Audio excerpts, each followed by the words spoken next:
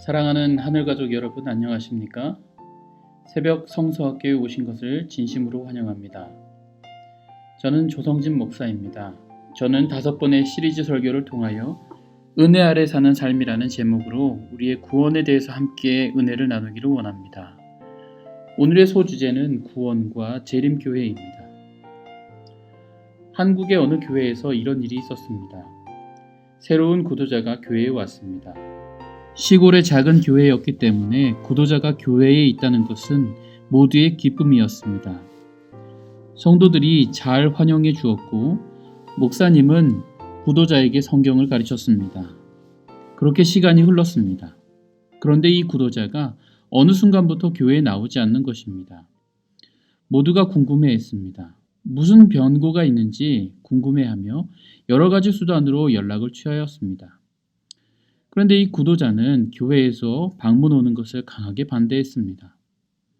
그래도 담임 목사님은 그래도 이 구도자의 집으로 방문을 갔습니다. 도무지 교회에 나오지 않는 이유를 알 수가 없었기 때문에 혹시 교회에서 잘못한 일이 있으면 사과라도 해야겠다는 심정으로 방문을 간 것입니다. 그런데 목사님은 이 구도자에게서 뜻밖의 이야기를 듣고 놀랐습니다. 이 구도자가 말하기를 이 교회는 제약이 너무 많아서 가기 싫어요. 너무 숨이 막혀요. 라고 하는 것입니다. 그래서 자초지종을 다 들어보았습니다. 구도자가 오니까 한 장로님께서 이 구도자를 위해 차량 봉사를 해준 것입니다. 안식일마다 교회에 오갈 때 장로님께서 일찍 나오셔서 이 구도자를 모셔오고 또 모셔다 드리는 일을 했지요. 정말 아름다운 모습입니다. 그런데 이렇게 교회를 오고 가는 길에 장로님은 초신자에게 교회에 대해서 가르쳐 주었고 때로는 성경을 가르쳤다고 합니다. 이런 과정에서 장로님께서 열정이 있으셔서 처음 교회에 오는 분에게 안식일을 지켜야 구원을 받을 수 있다. 11조를 드리지 않으면 도둑질하는 것이다. 건강 생활을 해야 하기 때문에 먹는 것도 가려서 먹어야 한다. 이런 것들을 가르치면서 약 2-3개월을 다닌 것입니다. 그러다 보니 이 초신자는 점점 부담스러워지는 것입니다. 급기야 이 교회에 다니는 사람들이 너무 불쌍하게 생각되더라는 것입니다. 그렇게 먹고 싶은 것도 마음껏 먹지 못하고 살아야 하는지, 안식일을 지키지 않으면 구원을 받을 수 없는데 그러면 다른 종교를 가진 사람들은 구원을 받을 수 없다는 것인지, 예수님께서 재림하실 때 심판하신다고 들었는데 그 심판하시는 하나님이 너무 무서워서 더 이상 교회에 나가고 싶지 않다는 생각이 들었다고 했습니다. 이 모든 이야기를 들은 목사님은 너무도 슬펐습니다. 왜냐하면 첫 번째, 교회에 이렇게 오랫동안 출석하시고 신앙이 깊다고 생각했던 장로님께서 그리스도인의 삶에 대해서 너무 잘못 아신다고 생각이 되었고, 두 번째, 목사로서 자신이 성도들을 제대로 가르치지 못한 것으로 인해 아주 큰 죄책감이 들었다는 것이죠. 여러분, 이 이야기는 어느 한 교회만의 이야기는 아닌 것 같습니다. 왜냐하면 한국에서 13년 동안 목회를 하면서 이와 대동소이한 이야기들을 많이 들었기 때문입니다. 오늘 저는 구원받은 무리로서 재림신앙을 가지고 예수님의 재림을 기다리고 있는 성도로서 어떤 삶을 살아야 할지에 대해서 함께 생각해 보고자 합니다. 먼저 그리스도인의 하늘 여정을 표상학적으로 우리에게 잘 보여주는 사건들이 있습니다. 그것은 이스라엘 백성들이 출애굽해서 가나안 땅으로 가는 여정입니다. 먼저 하나님께서 이스라엘 백성들에게 약속하셨습니다. 그것은 젖과 꿀이 흐르는 가나안 땅을 그들에게 주겠다고 그들의 선조들에게 약속하셨고, 그 약속을 애굽에서 종으로 살고 있었던 이스라엘 백성들을 통해서 성취시키기 위해서 하나님께서 직접 개입하시는 것입니다. 우선 모세를 통하여 이스라엘 백성들을 출애굽시키시려고 준비하십니다. 그 가운데 우리의 하늘 여정과 관련된 굵직굵직한 이야기들이 있습니다. 첫 번째로 10가지 재앙을 통하여 애굽을 완전히 멸망시키셨고 이스라엘 백성들을 자유케 하셨습니다. 이 10가지 재앙 가운데 10번째 재앙을 통하여 하나님께서는 유월절을 제정하시고 이스라엘 백성들에게 대속적 죽음에 대하여 가르치셨습니다. 이 유월절 어린 양은 우리의 죄를 위해 대속적 죽음을 죽으실 예수님을 표상하는 것입니다. 아담과 하와가 죄를 범했을 때 하나님께서는 어린 양의 가죽을 벗기시고 죄 지은 인간들의 수치를 가르시는 데 사용하셨습니다. 가죽이 벗겨진 채로 죽고 있는 양을 보며 아담과 하와는 죄의 심각성과 그 결과를 깨닫게 되는 것입니다. 이렇게 열 재앙을 통하여 하나님은 대속적인 죽음을 통하여 이스라엘을 애굽에서 건져내신 것을 가르치셨습니다. 두 번째, 이렇게 6월절의 제정을 통하여 예수 그리스도의 십자가를 경험하게 된 이스라엘 백성들은 아주 중요한 경험을 하게 됩니다. 홍해 바닷가 앞에서의 경험입니다. 이 경험을 우리는 침례를 예표하는 것으로 믿고 있습니다. 홍해 앞에서의 경험은 이스라엘 백성들에게 정말 특별한 경험이었습니다. 출애굽기 14장 10절에는 바로가 가까이 올 때에 이스라엘 자손이 눈을 들어 본즉 애굽 사람들이 자기 뒤에 미친지라. 이스라엘 자손이 심히 두려워하여 여호와께 부르짖었다라고 말하고 있습니다. 앞에는 홍해, 뒤에는 애굽 군인들. 정말 앞으로도 뒤로도 갈 수 없는 지경에 이른 것입니다. 여러분은 이와 같은 경험을 해보신 적이 있으십니까? 저는 매일 이와 같은 경험을 합니다. 자신의 힘으로 해결할 수 없는 죄의 무게와 이 죄를 이유로 우리를 정죄하는 사단의 정죄가 저를 하늘로 가는 길을 가로막는 것처럼 느껴지게 하기 때문입니다. 그런데 정말 기적과 같은 방법으로 하나님은 이스라엘 백성들이 홍해를 마른 땅처럼 지나가게 하셨습니다. 이 경험을 우리는 침례에 예표하지요. 셋째, 이렇게 침례를 경험한 이스라엘 백성들이 그 다음으로 경험한 구속사적인 사건이 무엇입니까? 그것은 시내산에서 하나님과 함께 언약을 맺는 사건이었습니다. 이렇게 언약의 백성으로서 하나님께서 그들에게 십계명을 주셨습니다. 하나님의 구원을 경험한 사람들로서 율법 안에 거하기를 요구하시는 것입니다. 시내산에서 이스라엘 백성들은 언약의 백성으로서 새롭게 탄생하는 경험을 합니다. 넷째, 가나안 땅으로 입성하는 것입니다. 물론 바로 가나안 땅으로 입성한 것이 아닙니다. 그들의 믿음이 부족하여 하나님을 믿지 못했기 때문에 광야에서 40년이라고 하는 긴 시간을 보내야만 했습니다. 그들에게 하나님을 믿는 믿음이 있었다면 40년이라는 시간을 광야에서 보내지 않아도 되었을 것입니다. 그렇게 우여곡절 끝에 그들은 가나안 땅으로 들어가게 된 것입니다. 자, 다시 한번 순서대로 정리해 볼까요?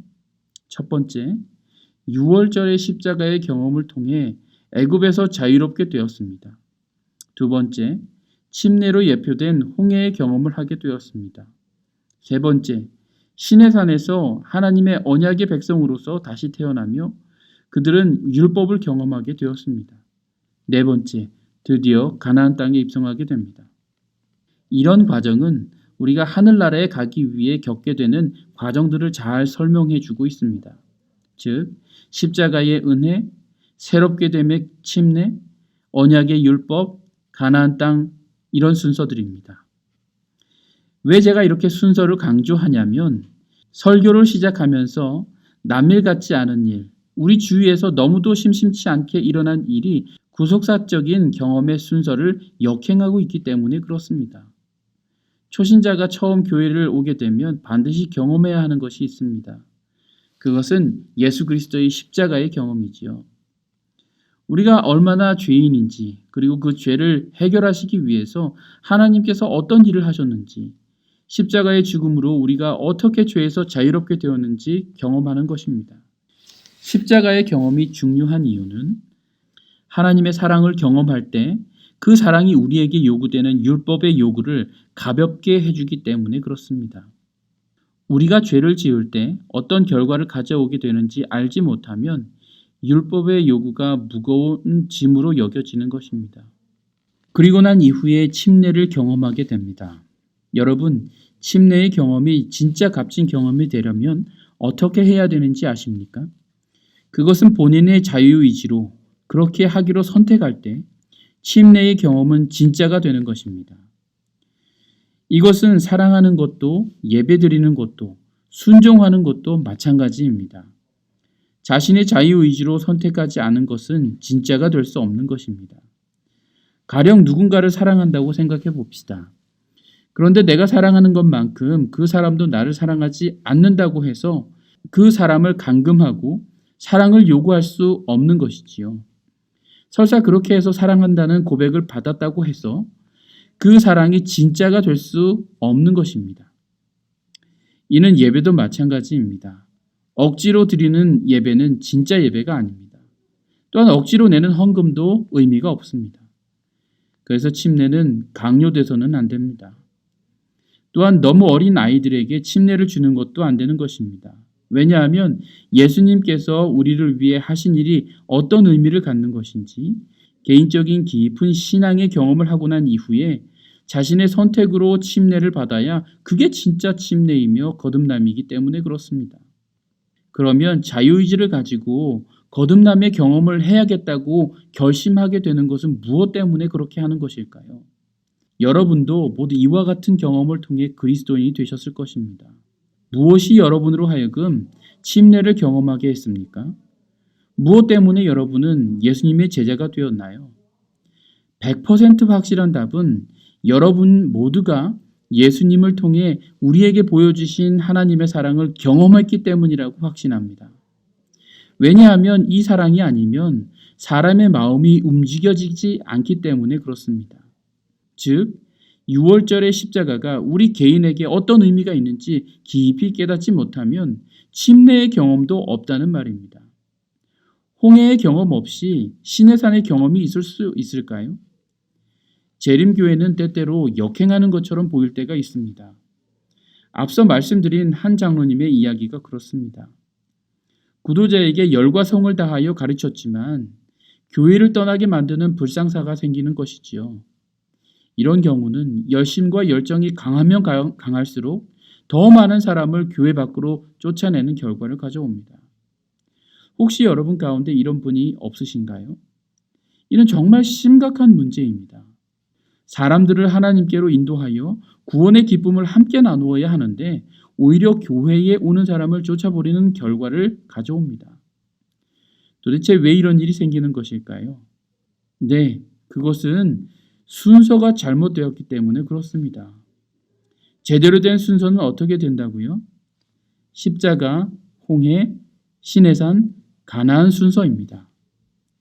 구속사적인 사건은 십자가의 경험, 침례, 율법, 하늘나라를 예표하는 것입니다. 그런데 이 순서를 거꾸로 하게 되면 어떤 일이 벌어질까요? 아직 하늘나라에 가지 못했기 때문에 하늘나라를 빼면 율법이 먼저가 되겠지요. 율법의 요구가 먼저 선행된다면 사람들은 왜 그렇게 해야 되는지 알지 못하고 그렇게 할 수 있는 동기가 없기 때문에 도망하게 될 것입니다.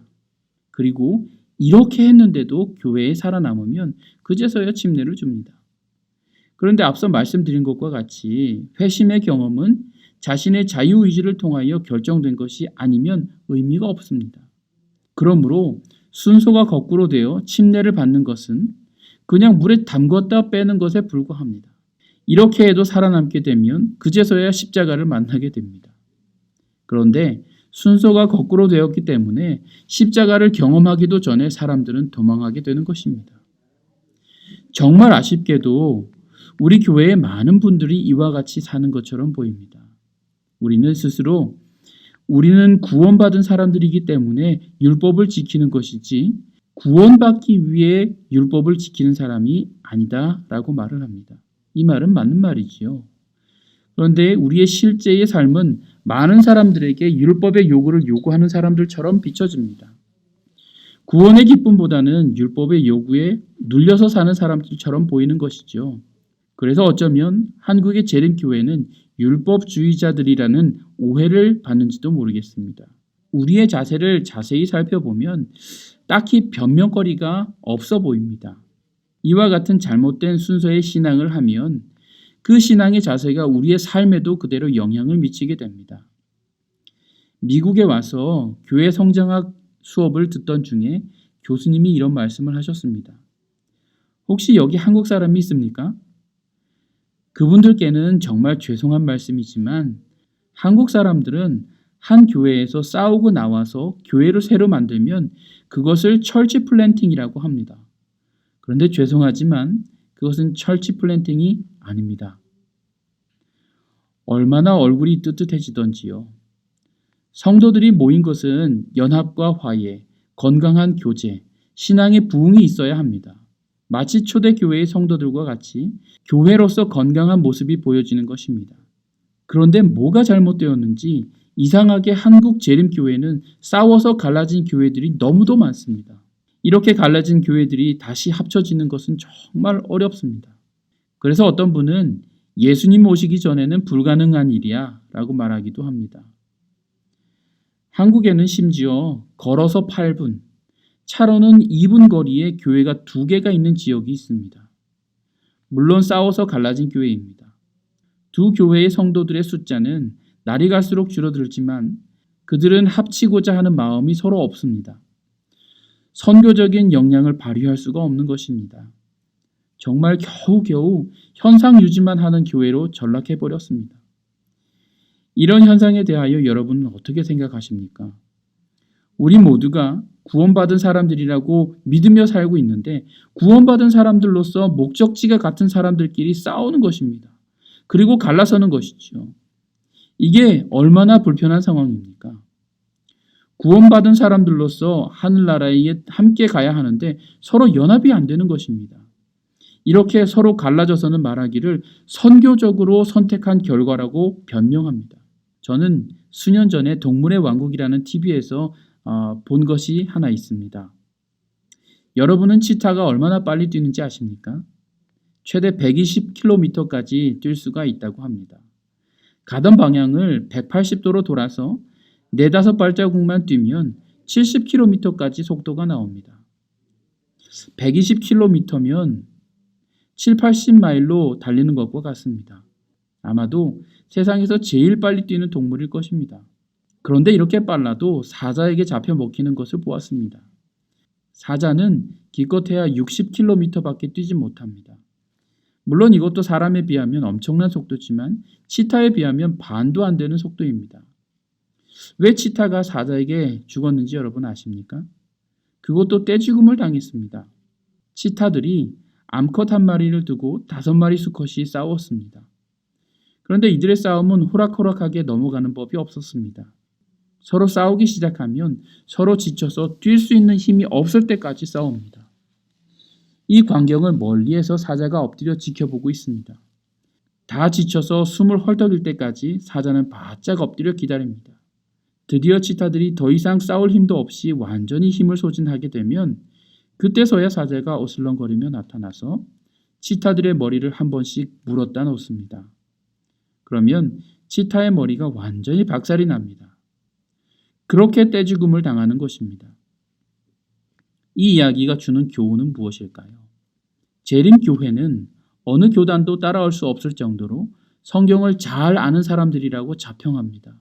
그런데 문제는 서로 싸우는 것입니다.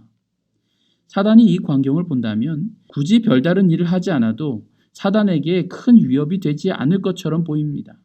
그러다 지쳐서 낙담하고 좌절하고 믿음이 식어지면 사단은 큰 힘을 들이지 않고도 그들을 믿음에서 떨어지게 하는 것은 쉬운 일입니다. 왜 그럴까요? 왜 그런 일이 우리에게 일어나는 것일까요?